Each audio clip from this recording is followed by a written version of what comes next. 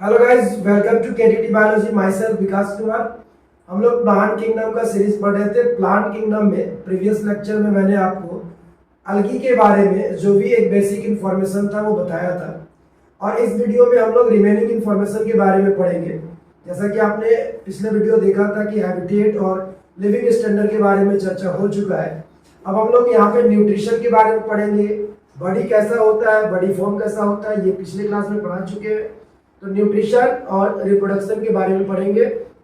इसके अलावा इस लेक्चर में इंपॉर्टेंस ऑफ अलगी भी हम लोग पढ़ेंगे कि अलगी क्या क्या इंपॉर्टेंस देता है, मतलब अलगी क्या प्रोड्यूस करता है, जिससे ये पता चलता है कि अलगी हमारे लिए इम्पोर्टेंट है। चलो बच्चों, तो हम लोग अब यहाँ पे देखते हैं प्लांट किंगडम के अंदर हैबिटेट खत्म हो चुका था। न्यूट्रिशन के बारे में देखते हैं कि अलगी के पास न्यूट्रिशन कैसा होता है। आपने क्या पढ़ा था कि जितने भी अलगी होते हैं इसके अंदर वेरियस पिगमेंट तो होता ही है, वेरियस पिगमेंट तो होता ही है, लेकिन वेरियस में से एक मेन पिगमेंट बोले तो क्या होता है, क्लोरोफिल। मतलब जितने भी अलगी हैं सबों में क्लोरोफिल होता है, और ये क्लोरोफिल किसके लिए होता है, फोटोसिंथेसिस। किसके लिए होता है, फोटोसिंथेसिस के लिए, मतलब फूड बनाने के लिए क्लोरोफिल होता है। मेन पिगमेंट मेरा बोलने का मतलब ये नहीं है, अमाउंट ऑफ पिगमेंट में नहीं बोल रहा हूँ। मेरा कहने का मतलब है कि क्लोरोफिल का होना फॉर द फोटोसिंथेसिस। वैसे तो अलगी के पास बॉडी कलर के लिए, अलगी के पास बॉडी कलर के लिए मेन पिगमेंट जो है वो अलग अलग है। मेन पिगमेंट क्या है, अलग अलग है। जैसे कि आपने देखा था कि क्लोरोफाइसी में क्लोरोफिल था, फियोफाइसी में ज़ैंथोफिल फ्यूकोज़ैंथिन था, रोडोफाइसी में फाइकोइरिथ्रिन या आरइरिथ्रिन था, जो कि बॉडी कलर अलग अलग था। फोटोसिंथेसिस के हेल्प से क्लोरोफिल मेन था, ये मेन पिगमेंट था। और इस हिसाब से न्यूट्रिशन की बात किया जाए तो कैसा न्यूट्रिशन होगा, ऑटोट्रॉफिक मोड ऑफ न्यूट्रिशन होगा। और ऑटोट्रॉफिक मोड ऑफ न्यूट्रिशन का मतलब होता है कि एक ऐसा न्यूट्रिशन जिसमें सेल्फ प्रिपेयरिंग फूड किया जा सके, फूड को सेल्फ प्रिपेयर किया जा सके पिगमेंट के हेल्प से। और जैसा आप प्लांट में फोटोसिंथेसिस पढ़ते हैं सेम वैसा ही यहाँ भी फोटोसिंथेसिस होगा। ऐसे क्लियर, ये न्यूट्रिशन था। इससे पहले लिविंग स्टैंडर्ड में मैंने बताया था कि पैरासिटिक और सिम्बायोटिक, तो सिम्बायोटिक की चर्चा वहां पे हो चुका है। तो ये न्यूट्रिशन था। न्यूट्रिशन के आगे बढ़ते जो सबसे इंपॉर्टेंट है, ये सबसे इंपॉर्टेंट है। आप एक बात और जान लीजिएगा कि आप जो भी चैप्टर पढ़ रहे हैं, चाहे वो मोनेरा पढ़ लीजिए, चाहे वो प्रोटिस्टा पढ़ लीजिए, चाहे वो फंजाई पढ़ लीजिए, चाहे वो प्लांट पढ़ लीजिए, अगर इतना पढ़ रहे हैं इसमें से आपको एक तो टाइप्स ऑफ सेल की जानकारी होना चाहिए, सेल वॉल का कंपोजिशन पता होना चाहिए, इसके साथ साथ आपको हैबिटेट के बारे में पता होना चाहिए, और इसके साथ साथ आपको न्यूट्रिशन एंड रिप्रोडक्शन के बारे में पता होना चाहिए। ये कुछ पॉइंट है जो 100% आपको आना चाहिए। एनसीईआरटी में कुछ इसका एक्सप्लेनेशन बहुत ज़्यादा दिया हुआ है और यहीं से क्वेश्चन भी पूछता है, तो ये बात आपको जरूर पता होना चाहिए। और इसी में क्या एक पॉइंट हम लोग अभी पढ़ने जा रहे हैं, रिप्रोडक्शन। अब रिप्रोडक्शन क्या होता है, बच्चा तो पहले ही जानता है कि रिप्रोडक्शन क्या होता है, 9th 8th में भी पढ़ा दिया जाता है कि बेबी प्रोडक्शन प्रोसेस को हम लोग रिप्रोडक्शन कहते हैं। मतलब जिस प्रोसेस के द्वारा आप अपने जैसे ऑफस्प्रिंग को प्रोड्यूस करते हो, उसी प्रोडक्शन प्रोसेस को रिप्रोडक्शन कहते हैं। अब यहाँ पे अलगी के अंदर जो रिप्रोडक्शन है वो कितने टाइप का होता है, तो रिप्रोडक्शन मेनली तो दो ही टाइप का होता है, असेक्सुअल और सेक्सुअल। लेकिन एनसीईआरटी ने अलगी के लिए रिप्रोडक्शन जो एक्सप्लेन किया है वो रिप्रोडक्शन इन्होंने 3 फॉर्मेट में एक्सप्लेन किया है। एक है वेजिटेटिव प्रोपेगेशन या वेजिटेटिव रिप्रोडक्शन लिख सकते हैं, दूसरा है असेक्सुअल रिप्रोडक्शन, कुछ असेक्सुअल रिप्रोडक्शन है, और एक लिख सकते हैं आप सेक्सुअल रिप्रोडक्शन। ध्यान से समझिएगा, एक रिप्रोडक्शन आपके पास क्या है, वेजिटेटिव रिप्रोडक्शन।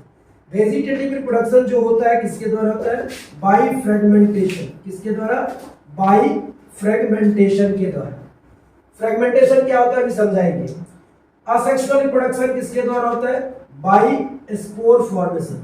मतलब ये आपने फंजाई में भी पढ़ा होगा कि फंजाई में भी माइसेलियम के अंदर स्पोर बनते थे और वो दो माइसेलियम आपस में फ्यूज करते थे सेक्सुअल के लिए।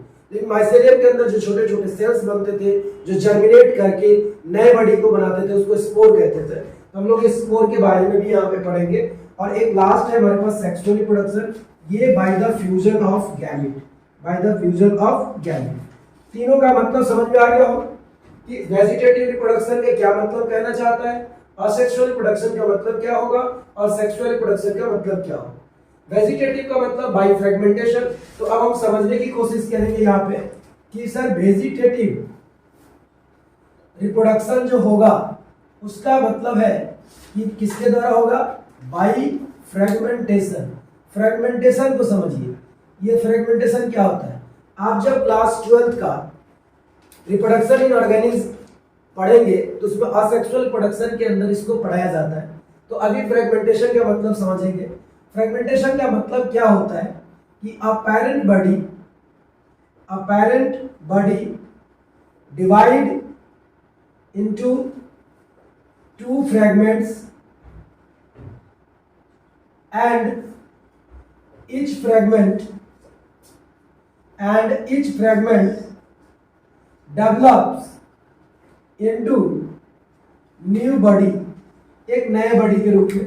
फिगर से समझेंगे इसको। मान लीजिए कि ये बॉडी है, इसका ये न्यूक्लियस है। अब बॉडी और न्यूक्लियस दोनों एक साथ डिवाइड हुआ, ये देखिए फ्रैगमेंट्स बन गया, ये थोड़ा थोड़ा न्यूक्लियस आ गया। ये एक फ्रैगमेंट अकेला चल के एक बॉडी का फॉर्मेशन करेगा, ये एक फ्रैगमेंट अकेला चल के एक बॉडी का फ्रैगमेंट करेगा। ये क्या था, पैरेंट बॉडी, और ये पैरेंट बॉडी न्यूक्लियस के साथ डिवाइड हुआ, जिसको हम क्या कह रहे हैं, फ्रैगमेंट। और इस फ्रैगमेंट से क्या बना, यहाँ पे फ्रैगमेंट से डाउटर बना, डाउटर बॉडी या ऑफस्प्रिंग आप कह सकते हैं। तो ये फ्रैगमेंटेशन का एक डायग्रामेटिक रिप्रेजेंटेशन हुआ। फिजन थोड़ा सा इससे अलग है, उसमें न्यूक्लियस पहले डिवाइड होता है तब जाके पूरा बॉडी डिवाइड होता है। इसमें न्यूक्लियस और बॉडी टोटल एक साथ डिवाइड होकर नए नए बॉडी को बना देता है, ये फ्रैगमेंटेशन होता है। और ये फ्रैगमेंटेशन किसमें मिलता है, अगर देखेंगे तो कुछ अलगी है जिसका नाम है स्पाइरोगाइरा और यूलोथ्रिक्स।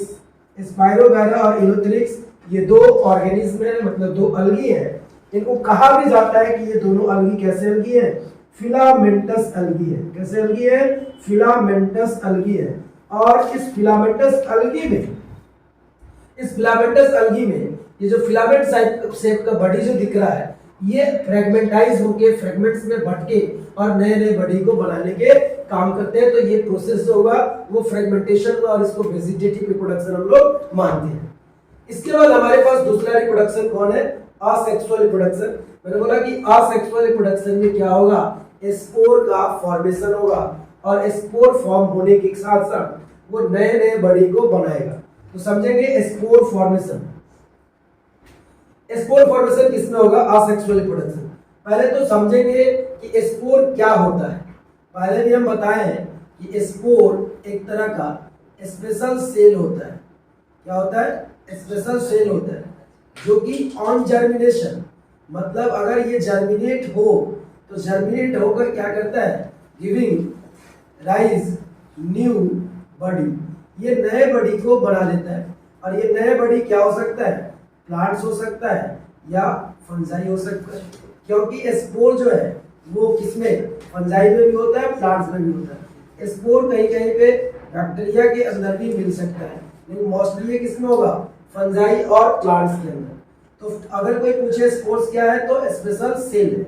ये स्पोर जनरली हैप्लॉइड भी होते हैं, कहीं कहीं पे ये डिप्लॉइड भी हो सकते हैं, लेकिन मोस्टली क्या होते हैं, हैप्लॉइड होते हैं। मोस्टली क्या होते हैं, हैप्लॉइड होते हैं, जो कि स्पोर है। इसी स्पोर की यहाँ पे बात हो रही है कि सर जो असेक्सुअल रिप्रोडक्शन है वो असेक्सुअल रिप्रोडक्शन स्पोर फॉर्मेशन से कैसे होगा, इस बात को समझना है। यहाँ पे असेक्सुअल को मैं समझा रहा हूं बाय फॉर्मेशन ऑफ स्पोर। क्या कहना चाहता है, ये कहता है कि कोई भी बॉडी है, कोई भी प्लांट बॉडी है, और इस बॉडी में क्या फॉर्म होगा, इस बॉडी में स्पोर बनेगा। क्या बनेगा, स्पोर। और ये स्पोर आगे चल के जर्मिनेट करेगा और जर्मिनेट करके न्यू प्लांट्स को बना देगा। और यही हो गया क्या, स्पोर फॉर्मेशन प्रोसेस, जो कि मैंने आपको यहाँ बताया। लेकिन आपको ये समझना होगा कि स्पोर जो होते हैं अलगी के अंदर ये स्पोर दो तरह के होते हैं। एक स्पोर को बोलता है मोटाइल और एक स्पोर को बोलता है नन मोटाइल। मोटाइल का मतलब क्या होता है और नन मोटाइल। मोटाइल का मतलब होता है मूवेबल, जो मूव कर सके। मूवेबल का मतलब है प्रेजेंस ऑफ फ्लैजिला, अगर उसमें फ्लैजिला है तो मूवेबल है। और नॉन मोटाइल का मतलब नॉट मूवेबल, वो मूव नहीं कर सकता है, मतलब वहां क्या है, अब्सेंस ऑफ फ्लैजिला है, उसमें फ्लैजिला नहीं है। मूवेबल कब है, जब उसमें फ्लैजिला है। मूवेबल कब नहीं है, जब उसमें फ्लैजिला नहीं है। तो मोटाइल स्पोर जो होता है उसका नेम होता है जू स्पोर। क्या नेम होता है, जू स्पोर। और जो नॉन मोटाइल होता है उसका नाम होता है ए प्लानो स्पोर, ए प्लानो स्पोर। और याद कीजिए फंजाई में मैंने आपको बहुत सारा स्पोर बताया था। फंजाई के अंदर आप कुछ सेक्सुअल स्पोर के बारे में जानते होंगे, कुछ असेक्सुअल स्पोर के बारे में भी जानते होंगे। ये जू स्पोर असेक्सुअल स्पोर है, ए प्लानो स्पोर ये भी असेक्सुअल स्पोर है। कोलिडिया, एस्कोस्पोर्स, बेसिडियोस्पोर्स ये सब क्या था, असेक्सुअल स्पोर था। लेकिन इसी में जब जाइगोस्पोर जाएंगे, वो स्पोर जाएंगे तो वो सेक्सुअल स्पोर बनता था। तो ये स्पोर, जू स्पोर नाम है किसका, मोटाइल। क्योंकि जू लगा हुआ मतलब एनिमल है, एनिमल मूवेबल होता है। और एप्लानोस्पोर मतलब वो मूव नहीं कर सकता क्योंकि फ्लैजिला उसके पास नहीं है। तो जू स्पोर और एप्लानोस्पोर ये स्पोर बनेंगे और इसी स्पोर के द्वारा असेक्सुअल रिप्रोडक्शन होगा अलगी के अंदर। और एक है हमारे पास क्या, सेक्सुअल रिप्रोडक्शन, जिसके अंदर हम लोग फ्यूजन ऑफ गैमेट्स की बात करेंगे। अब यहाँ पे गैमेट्स है, तो अलगी तो एक लोअर प्लांट्स है, तो अलगी के लोअर प्लांट्स होने के नाते इसमें रूट, शूट और लीफ तो कोई ऑर्गन नहीं होते हैं। लेकिन इस अलगी में सेक्सुअल रिप्रोडक्शन करने के लिए जरूर कुछ ना कुछ रिप्रोडक्टिव ऑर्गन होते हैं, जिस रिप्रोडक्टिव ऑर्गन को भी हम लोग अभी यहाँ पे जानेंगे। रिप्रोडक्टिव ऑर्गन का नाम क्या है, और वो फिर गैमेट बनाएंगे और गैमेट फ्यूजन करके सेक्सुअल रिप्रोडक्शन को कंप्लीट करेंगे। चलो अब सेक्सुअल रिप्रोडक्शन, अलगी के अंदर हम लोग सेक्सुअल रिप्रोडक्शन को फोकस करते हैं कि सेक्सुअल रिप्रोडक्शन क्या होता है। सबसे पहले सेक्सुअल रिप्रोडक्शन का मतलब क्या होता है, such type of reproduction in which new body या new offspring will form या will produce with the fusion of gametes। Gamete के फ्यूजन होने से जब नए ऑफस्प्रिंग प्रोड्यूस होगा, उसी मोड ऑफ रिप्रोडक्शन को क्या कहेंगे, सेक्सुअल रिप्रोडक्शन कहेंगे। सेक्सुअल रिप्रोडक्शन के लिए, for the sexual reproduction, sexual reproduction के लिए किस चीज का नीड होता है, need of reproductive organ, need of reproductive organ. हम लोग ये सेक्सुअल रिप्रोडक्शन किस में पढ़ रहे हैं, इन अलगी। हम लोग को अलगी में सेक्सुअल रिप्रोडक्शन को समझना है। तो अलगी में सेक्सुअल रिप्रोडक्शन के लिए जो रिप्रोडक्टिव ऑर्गन होगा वो मानो तो दो तरह का होगा, एक यूनिसेलुलर एंड जैकेटलेस, और एक होगा multicellular and jacketed. Unicellular and jacketless एक सेल का होगा, जैकेटलेस होगा। लेकिन ये तो कोई ना कोई तो रिप्रोडक्टिव ऑर्गन ही होगा ना, ये कोई ना कोई रिप्रोडक्टिव ऑर्गन होगा, और ये भी कोई ना कोई रिप्रोडक्टिव ऑर्गन होगा। भाई रिप्रोडक्टिव ऑर्गन तो अभी तक हम लोग मेल और फीमेल सुने थे, तो आपको बनाना वही है, male and female reproductive organ यही होते हैं। मेल रिप्रोडक्टिव ऑर्गन का अलगी में, अब क्या पढ़ रहे हैं, अलगी में। अलगी में मेल रिप्रोडक्टिव ऑर्गन का नाम होता है एंथ्रिडियम, याद कर लीजिएगा। मेल रिप्रोडक्टिव ऑर्गन का नाम एंथ्रिडियम अलगी के अंदर। फीमेल रिप्रोडक्टिव ऑर्गन का नाम होता है ऊगोनियम।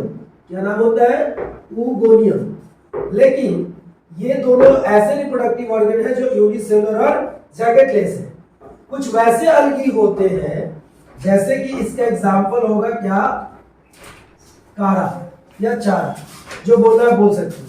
ये कारा एक अलगी है और इस अलगी के अंदर जो रिप्रोडक्टिव ऑर्गन होते हैं वो एक अलग ढंग के होते हैं, और इसके अंदर जो मेल होता है और जो फीमेल होता है उसका नाम भी अलग होता है।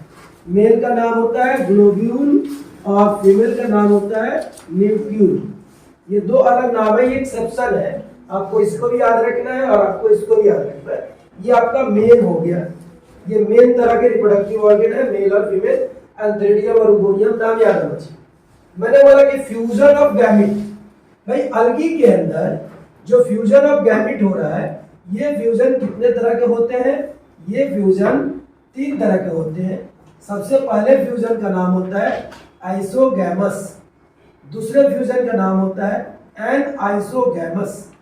समझना बात को, एन आइसोगैमस, आइसोगैमस। तीसरा होता है ऊगैमस। क्या होता है? ऊगैमस। यहाँ पे 3 नाम मैंने बताया। अब समझना, आइसो का मतलब होता है सेम और गैमस का मतलब होता है फ्यूजन। मतलब क्या fusion? Fusion of gamete. Gamete का फ्यूजन होना चाहिए जिसमें गैमीट, ये आप जो क्लासिफाई कर रहे हैं on the basis of size of gametes, जो गैमिट फ्यूजन में इन्वॉल्व है उस गैमिट का साइज क्या है उसके बेसिस पे आपने 3 तरह का फ्यूजन बता दिया। आइसोगैमस का मतलब होता है fusion of same size gamete. क्या लिखेंगे? Fusion of same size gamete. Aniso का मतलब क्या होता है? Fusion of different sized gamete. और यहां लिखेंगे fusion of largely different sized gamete. ध्यान से समझिएगा, यहां पे सेम साइज का गैमिट है, दोनों गैमिट क्या है? सेम है, मेल और फीमेल, और उसका फ्यूजन हो रहा है, इसको नाम क्या देंगे? आइसोगैमस। और एक है एनाइसोगैमस। यहां समझिएगा, आइसोगैमस में हमारे पास 2 एग्जाम्पल है। एक एग्जाम्पल है यूलोथ्रिक्स और दूसरा एग्जाम्पल है हमारे पास स्पाइरोगाइरा। ये दोनों किसका एग्जाम्पल है? आइसोगैमस का। लेकिन एक में देखिएगा फ्लैजेलेटेड गैमिट होगा, दूसरे में कैसा होगा? Non flagellated. मतलब इसका जो गैमिट होगा वो कैसा होगा? मोटाइल। और इसका जो गैमिट होगा वो कैसा होगा? Non motile. इस बात को भी आप याद कर लीजिएगा। मैंने अभी बताया कि गैमिट की जो मोटिलिटी होती है वो किस पे होती है? On the basis of flagella. अगर फ्लैजला है तो मोटाइल होगा, अगर फ्लैजला नहीं है तो मोटाइल नहीं होगा। तो जिसके गैमिट में फ्लैजला है मोटाइल होगा, जिसके गैमिट में फ्लैजला नहीं है वो नॉन मोटाइल होगा। तो मोटिलिटी किस पे होगा? फ्लैजला और नॉन मोटिलिटी नहीं फ्लैजला के रहने के कारण। एन आइसोगैमस, एन का मतलब क्या होता है? नॉट। तो fusion of not same size. Aniso मतलब नॉट सेम साइज। भाई नॉट सेम साइज का मतलब क्या? डिफरेंट, मतलब डिफरेंट गैमिट होगा। मैंने लिखा fusion of different size gamete, लेकिन इसमें लिखा fusion of largely different size gamete. इसमें डिफरेंसेज है लेकिन थोड़ा सा है, और इसमें जो डिफरेंसेज है वो बहुत ज्यादा है। और इसका एग्जांपल क्या होगा? यूडोर्निया, एनसीईआरटी का एग्जांपल है। और इसका एग्जांपल क्या होगा? Volvox and Fucus. ये 2 एग्जांपल है ऊगैमस का, एक एग्जांपल है आपका एनाइसोगैमस का, यूलोथ्रिक्स स्पाइरोगाइरा आइसोगैमस का। भाई आइसोगैमस में कुछ क्लेमाइडोमोनास भी होता है, क्लेमाइडोमोनास भी होता है। और एनाइसोगैमस में भी some species of Chlamydomonas, Chlamydomonas दोनों जगह पे, यहाँ पे जनरल है, यहाँ पे कुछ है, और बाकी मेन एग्जांपल मैंने लिख दिया। तो ये सेक्सुअल रिप्रोडक्शन के गैमेट फ्यूजन हो गए, सेक्सुअल प्रोडक्शन के लिए रिप्रोडक्टिव ऑर्गन हो गए मेन, उसके ये एक्सेप्शन हो गया। और आप समझ गए होंगे कि सेक्सुअल रिप्रोडक्शन कैसे होगा। मतलब समझिएगा, सेक्सुअल रिप्रोडक्शन कैसे होगा भाई, सिंपल मीनिंग, ये बड़ी है और ये भी बड़ी है, ये मान लीजिए मेल है और ये मान लीजिए फीमेल है। अब क्या होगा कि इस बड़ी से क्या बनेगा, मेल गैमेट बनेगा, और इस बड़ी से क्या बनेगा, फीमेल गैमेट बनेगा, और ये दोनों मेल गैमेट फीमेल गैमेट क्या करेंगे, फ्यूज करेंगे। फ्यूज करते ही क्या बनेगा, जाइगोट, और ये जाइगोट डिवीजन करेंगे, और डिवीजन करने के बाद यहाँ वापस क्या बनाएंगे, एक अलगी बनाएंगे। क्या बनाएंगे, एक अलगी बनाएंगे। लेकिन यहाँ समझिएगा, ये जो अलगी बॉडी होता है, इस अलगी बॉडी को ऐसे अगर बना दिया जाए तो ज्यादा अच्छा रहेगा। ये अलगी बॉडी हो गया, इस पर ये रिप्रोडक्टिव ऑर्गन हो गया, ये अलगी बॉडी हो गया, इस पर ये रिप्रोडक्टिव ऑर्गन हो गया। कहता है सर ये जो अलगी बॉडी है, ये बॉडी ये गैमेटोफाइट होता है। क्या होता है, गैमेटोफाइट। और ये भी क्या होता है, गैमेटोफाइट। और ये गैमेटोफाइट जो होता है ये मेन बॉडी होता है। क्या होता है, मेन बॉडी होता है किसका, ऑफ अलगी का। आप ये लिखो, इसको लिखो या इसको लिखो, बात एक ही है, एक मेल और एक फीमेल। कहता है गैमेटोफाइट अगर मेल बॉडी है, इसका मतलब गैमेटोफाइट तो हैप्लॉइड होता है। तो अलगी आपको किस रूप में दिखेगा, अलगी हमेशा हैप्लॉइड के रूप में दिखेगा। हैप्लॉइड के रूप में दिखना मतलब मेल बॉडी कैसा होना, हैप्लॉइड होगा। जरा यहां समझिए, यहां अगर समझते हैं तो भाई यहाँ पे अगर ये हैप्लॉइड है तो ये जो गैमेट बना होगा ये भी हैप्लॉइड होगा। यहाँ पे अगर ये हैप्लॉइड है, ये गैमेट बना होगा, ये भी हैप्लॉइड होगा। मतलब यहाँ पे क्या हुआ होगा, माइटोसिस, और यहाँ भी क्या होगा, माइटोसिस। अभी तक आप क्या पढ़े थे, गैमेट बनने में मियोसिस होता है, लेकिन यहाँ पे क्या पढ़े कि माइटोसिस होता है। लेकिन इसके आगे चलिए, जाइगोट हमेशा माइटोसिस डिवीजन करके एम्ब्रियो बनाता है और वो डिप्लॉइड होता है। लेकिन आप यहाँ क्या पढ़ रहे हैं कि मेन बॉडी ही कैसा है, हैप्लॉइड है, और जाइगोट कैसा होगा, डिप्लॉइड होगा। अगर जाइगोट डिप्लॉइड है तो बॉडी तो कैसा बनना चाहिए भाई, ये अलगी बॉडी जो बना ये कैसा बनना चाहिए, हैप्लॉइड बनना चाहिए। हैप्लॉइड का मतलब एन, अगर 2n से n बन रहा है मतलब जाइगोट में कैसा डिवीजन होना चाहिए, मियोसिस होना चाहिए। ये नीट एग्जाम पूछता है कि भाई बताओ कि किसके जाइगोट में मियोसिस होता है, तो अलगी के जाइगोट में मियोसिस होता है। समझिएगा ध्यान से, अलगी के जाइगोट में मियोसिस होता है, तब जाके हैप्लॉइड बॉडी बनता है। और इसके लाइफ में सेक्सुअल रिप्रोडक्शन, किसी भी बॉडी का सेक्सुअल रिप्रोडक्शन किसको रिप्रेजेंट करता है, ये रिप्रेजेंट करता है लाइफ साइकिल को। किसको रिप्रेजेंट करता है, लाइफ साइकिल को। मतलब सेक्सुअल रिप्रोडक्शन अगर आप किसी बॉडी को पढ़ रहे हैं तो सेक्सुअल रिप्रोडक्शन पढ़ने का मीनिंग है कि आप उसके लाइफ साइकिल को पढ़ रहे हैं, उसका लाइफ कैसे चल रहा है उसके बारे में पढ़ रहे हैं। तो आपने ये जो रिप्रोडक्शन पढ़ा इसका अलगी का, एक तरह का उसका लाइफ साइकिल आपने पढ़ा, और ये लाइफ साइकिल ये बता रहा है कि बॉडी हमेशा गैमेटोफाइट होता है, वो हैप्लॉइड है, और जाइगोट जो बनेगा वो डिप्लॉइड है। लेकिन बॉडी कैसा बनना चाहिए, हैप्लॉइड। जाइगोट क्या है, डिप्लॉइड, बॉडी क्या है, हैप्लॉइड। तो 2n से n में जा रहे हैं तो आप रिड्यूस हो रहे हैं ना, घट रहे हैं, और घटने को क्या कहते हैं, मियोसिस। रिडक्शन डिवीजन क्या होता है, मियोसिस। तो मियोसिस टाइप का डिवीजन किसमें होगा, जाइगोट में, तब जाके प्लांट बॉडी कैसा बनेगा, हैप्लॉइड। और इसलिए हम लोग यहां कहेंगे कि the life cycle of algae is haplontic. कैसा लाइफ साइकिल होगा, हैप्लोन्टिक लाइफ साइकिल होगा इसका, अलगी का। लाइफ साइकिल के बारे में एक स्पेशल वीडियो होगा जिसमें हम लाइफ साइकिल और अल्टरनेशन ऑफ जनरेशन पढ़ेंगे। अभी जस्ट आपको मैंने यहाँ पे लाइफ साइकिल हल्का सा सेक्सुअल रिप्रोडक्शन से लिंक करके बता दिया कि हैप्लोन्टिक लाइफ होगा। लेकिन इसमें एक्सेप्शन भी है, ब्राउन अलगी के पास हैप्लोन्टिक लाइफ साइकिल नहीं होता, वहां पे डिप्लोन्टिक होता है। Is it clear? ये सेक्सुअल रिप्रोडक्शन का कहानी खत्म हो गया। अब इसके बाद हम लोग इंपॉर्टेंस ऑफ अलगी पे चलेंगे। हम लोग अब इंपॉर्टेंस ऑफ अलगी को देखेंगे।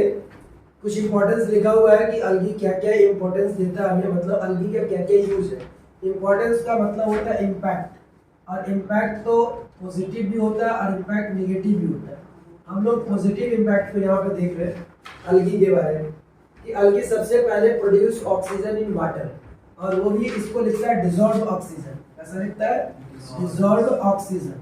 क्यों, क्योंकि वो वाटर में मिला हुआ है।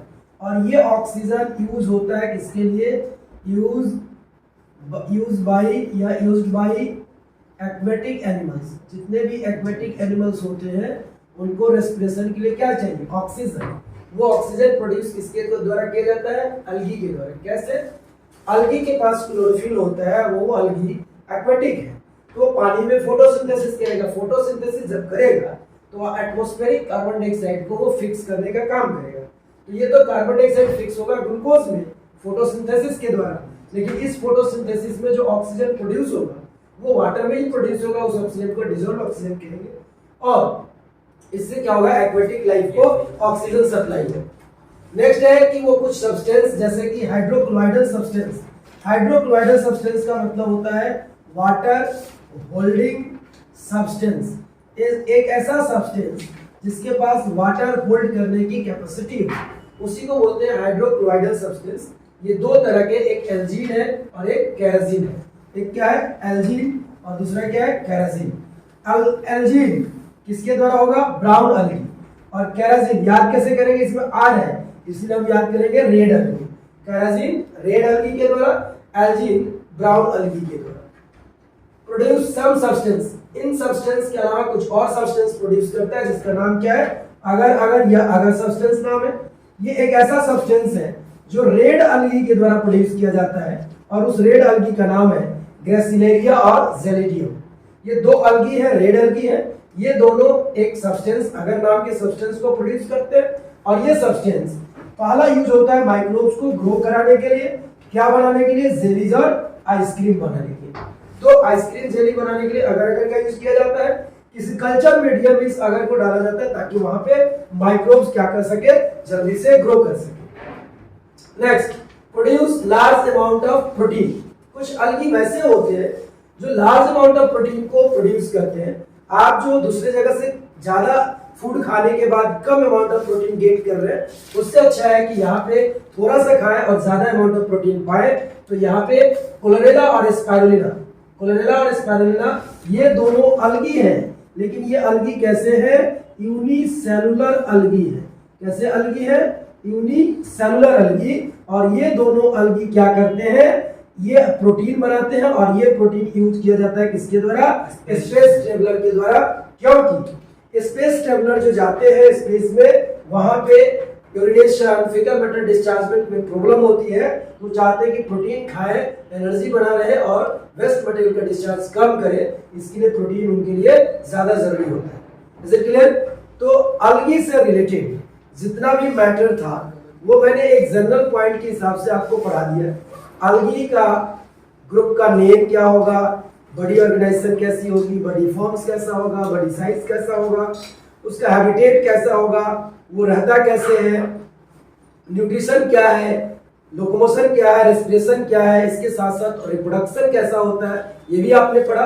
और लास्ट में आपने इंपॉर्टेंस भी देखा कि अलगी जहां भी रहता है, जिस भी एटमॉस्फेयर में रहता है, जिस भी इन्वायरमेंट में रहता है, वो क्या क्या प्रोड्यूस कर रहा है, कैसे कैसे वो सब्सटेंस को प्रोड्यूस कर रहा है ताकि वो सब्सटेंस यूजेबल हो। तभी तो अलगी हमारे लिए इंपॉर्टेंट है और तभी तो हम लोग इंपॉर्टेंस ऑफ अलगी नाम की टॉपिक को भी डील करते हैं।